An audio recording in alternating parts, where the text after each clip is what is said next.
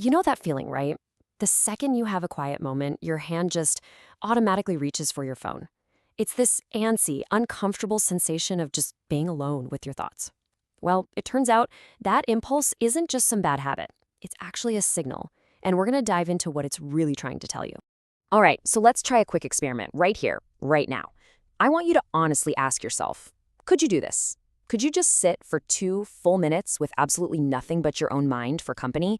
No phone, no music, nothing. It sounds so simple, right? But for so many of us, it's surprisingly hard. And hey, if you hesitated even for a second, you are definitely not alone. I mean, most people can't even make it 30 seconds before that urge to find a distraction becomes totally overwhelming. And look, this isn't because you're broken or you have a terrible attention span. Nope. It's because of a habit we've all kind of accidentally learned. I mean, just think about it for a second.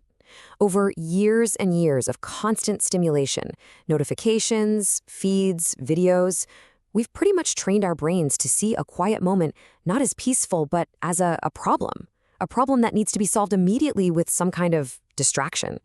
So what's the actual cost of this? This constant running, this escaping from our own minds?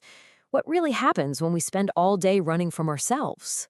But when you're always distracted, you never actually process anything. It's like you're on a mental treadmill. You're running and running all day, but you're not going anywhere.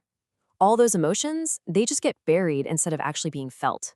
The important thoughts, the big ideas, they never even get a chance to surface. And those nagging problems you've been putting off, they just sit there and fester because you never give yourself the mental space to even think about solving them. And all of this creates this incredibly powerful, automatic loop in your brain. It starts to believe, deep down, that just being alone with your thoughts is, well, dangerous. So the moment silence hits, bam, it pulls the fire alarm, it sends you scrambling for your phone, the TV, literally anything to escape that quiet space, and escape it now. Okay, but here's where things get really interesting. Let's totally reframe what that feeling of discomfort is all about, because it might not be what you think it is. This is the question that changes everything. We automatically assume that the boredom, the anxiety, the restlessness we feel in the quiet, that's the problem we need to solve with a distraction. But what if it isn't? What if that feeling isn't the problem at all? What if it's actually a signal? So this really breaks down the 2 voices in your head. On the left, you've got the lie your brain tells you, that panicked, conditioned response that says, this is boring, this is dangerous, I need a distraction. But on the right, that's the truth. The discomfort isn't a problem to escape from, it's a message from your own mind.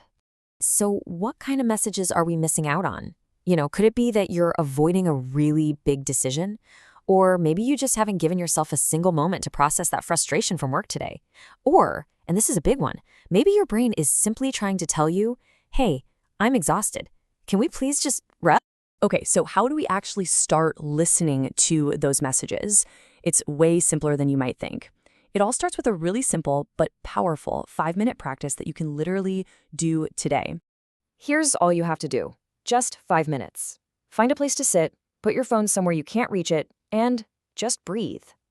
Now, your job isn't to fight off the thoughts or fix the uncomfortable feeling. Your only job is to let them come and let them go.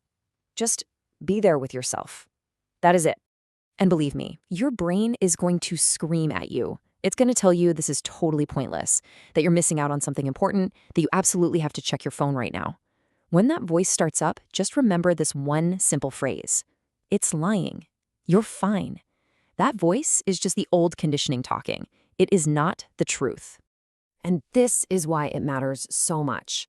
This simple 5-minute practice, it isn't really about meditation. It's about building the ability to simply be with yourself, calmly, without panicking.